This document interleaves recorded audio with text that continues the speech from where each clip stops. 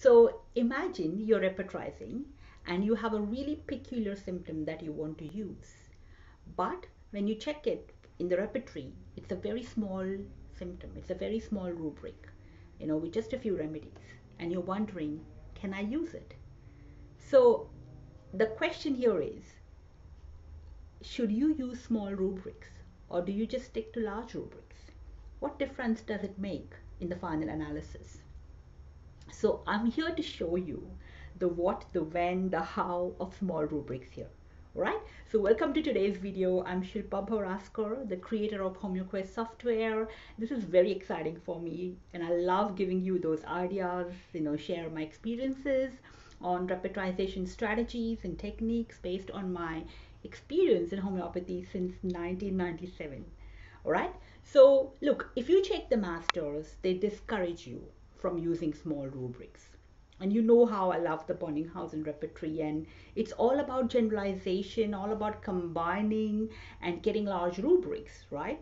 And even Boger, when he's talking about pathological cases, he talks about generals.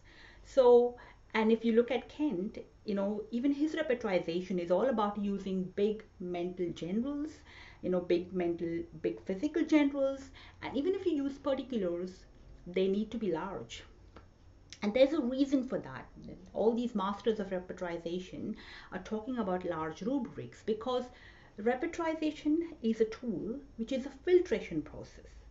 So you want to be able to pick your patient's key issues and then you translate them into big, broad, general rubrics and you filter out a handful of relevant remedies that match that state, right?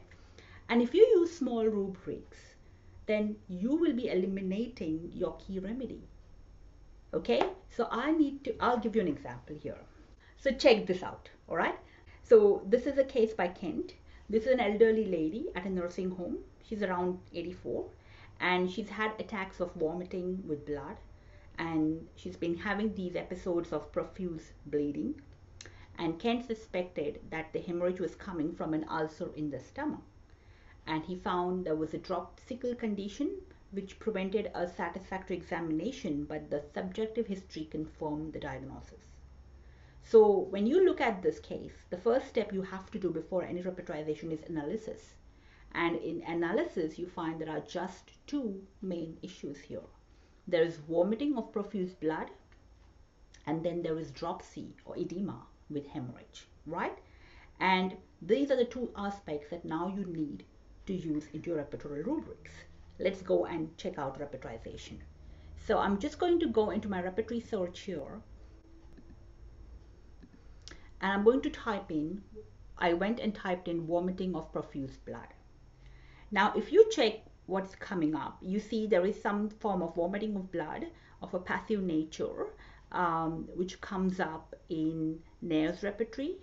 Then you have vomiting of blood of pure clotted blood comes up again in Nair's repertory, and even the third symptom comes up only in Nair's repertory, which is interesting because we're looking at, whichever rubrics have profuse blood, and they are little rubrics. You have just one remedy, Ipecac, Hemamelis, and Eustilago. Now, I'm not going to take such a remedy, such a rubric, because it's going to, clean out many more indicated remedies that could come up for this case. So what do? Is we break it into two components that will have the rubric, but it will still give us the entire aspect of the rubric. All right, so what we do, so we're going to put in vomiting of blood, which is one important thing. So that's what I'm going to put in first, vomiting of blood. And then we break it into another process where you have profuse bleeding. All right, so first let's check vomiting of blood, and then you see how big rubrics that you get. You have vomiting of blood in Kent's repertory 107, and in Bonninghausen's repertory again 66. Can you see? So we're going to check this and you repertorize it. So I have a repertorization done here, and I've used the first one as vomiting of blood from the Kent's repertory 107 remedies, and that's what I take. The next component of the same rubric I've taken is profuse bleeding, because we want the bleeding to be, huge, like profuse. So that's the second rubric. So wounds which bleed profusely. You have in Clark's repertory, but look at this one. Boriki has a big one. Hemophilia, small wounds bleed profusely or protractedly. So we don't know if she has hemophilia, but ulcers in the stomach which are bleeding so profusely is important. So something is not right, that we have to take that as a part of the process. Again, this is from Bonninghausen, but it's about the nose. So we're looking for, this is like the biggest rubric that I have here. Let's check if something else comes up in other repertories. Another one from Lippi's repertories, wounds bleeding profusely. Where else? Others are very small. So what I'm going to do is I'm going to combine this one from Boriki, and I'm going to combine the other one from Lippi's. Wounds bleeding profusely, and this is my combination here of profuse bleeding. All right, so we are combining here. Sometimes if you do not have a big rubric, you combine and then create a big rubric there, right? And then we have the third one. We have this dropsy with hemorrhage or dropsy with bleeding. So when I put edema or dropsy with hemorrhage, you see there are only two rubrics here. One has 6 remedies, which is from Faddock, and the other has 1 remedy from Nair's repertory. So this is the one with colchicum. So such small rubrics, I'm not going to really take them because it will eliminate so many of my big ones. So I'm just going to break it and use only dropsy. Okay, and we want a generalized dropsy or edema. There is one in Bojor's. I'm going to take that with 21 remedies.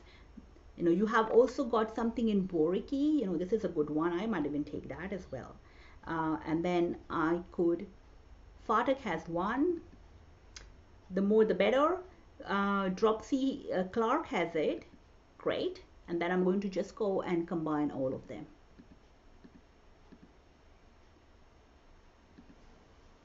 Big one, dropsy. Great. We have a combination here. All right. So now we do not have this combination of dropsy with hemorrhage. That's okay. That could, because it's a small rubric, we're going to use that later on, and I'll show you how. But before here, check this out. So all the major aspects of the patient have come up here. And we have filtered out from thousands of remedies on Matromedica. You have filtered out the top remedies that cover all rubrics. Always choose the rubric strategy, the coverage strategy, where you are using remedies that cover, maximum rubrics. So we have phosphorus, lachesis, sulfur, china, aconite, arsenicum, mork, ferrum, pulsatilla, what remedy is this? Terebinthina. Interesting. What else? Zincum, hippar, natrum, mure, and rostox. 14 remedies that come and cover the major aspects. Our remedy will be in here. And we have made sure we are taking huge rubrics, so our main remedy has not been filtered out. If you had taken that little small remedy, you would have missed out the major ones here. And now we have this peculiar rubric, which is dropsy with hemorrhage, which is the main key symptom of our case. And so what we're going to do is we are going to look at that small rubric. Okay, so where is that dropsy with hemorrhage?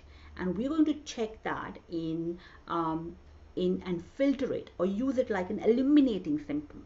And I'm going to put it in Quest because Quest will have dropsy with hemorrhage, and it will take into consideration even data from the Matromedica. So this is my key rubric. This is my key concomitant, right? In a pathological case with hemorrhage, you have edema going on along with it. It's an important concomitant of our case. So I'm going to look at Quest analysis and see what are the top remedies. And you have apocynaceum, Seniga, colchicum, china, acetic acid, ferrum, Hilonius, china B, china twice. It's interesting. Phosphoric acid and what remedy is this? Hilonius, and what one is this? Heloderma, earthworm, I think. So these are top remedies coming up, and then we compare from our remedies which one comes up, and you see china coming up strongly, and you see ferrum as well. You see somewhere ferrum? Yes. So these are the top remedies. But China, look at that. 2 China salts coming up here along with ferrum. And now you're going to find out and then, you know, do your analysis and find out which ones of these remedies come up. So if you then go and look into Quest and check for what's happening. So you have China, you have dropsy, edema, hemorrhage after. A peculiar thing about this dropsy is that it comes after hemorrhage. That's it. Ken's written that in his lectures. And dropsy after loss of vital fluids and hemorrhages. Fartak has written it as well. And then let's look for ferrum. Only Fartak has written it for ferrum. So China has confirmations from 2 people, whereas ferrum has confirmation from 1 people. It is graded higher in the Quest analysis. And which one is this? China by Ellens, which has after hemorrhage with profuse, after climacteric with profuse hemorrhages, acute diseases often result in dropsy. So China is like pretty big on here, and let's see what our patient got.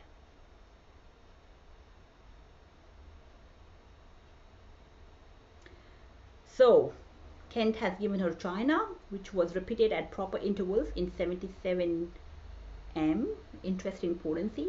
While she was going down rapidly, she began to immediately improve. No other medicine has been given. She is as well as anybody in the home. So, and as she's been so near the angels, she had the liberty of the house and is a general pet, running 3 long stairs, visiting all the rooms and chatting and joking everybody. Old people recover when given the right remedy in suitable potency in a surprising manner. So say if you'd have gone up and went and taken all these small rubrics as well. So I took all the small rubrics of vomiting profuse, and I took all the small rubrics of dropsy with hemorrhage, say for some reason we did that. What happens is you can see now your repertorization has gone really patchy.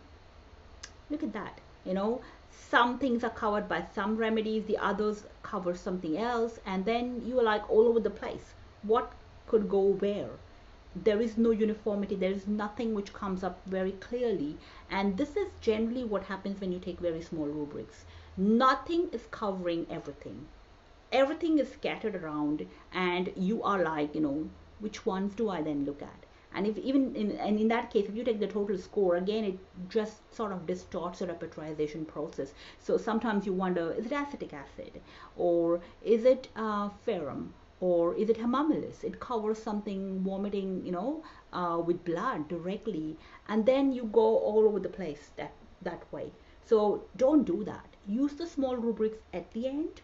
When you are doing your final elimination, use the big broad rubrics and filter out your top remedy, so you will never miss your repertorization and you never miss your main remedy in that whole process. Alright, so hope that helps you and hope that answers your question, and I'll come back with another tutorial with another question or another key issue that you've been looking at. But I look forward to your comments and I look forward to your questions in the discussion forum below. Take care.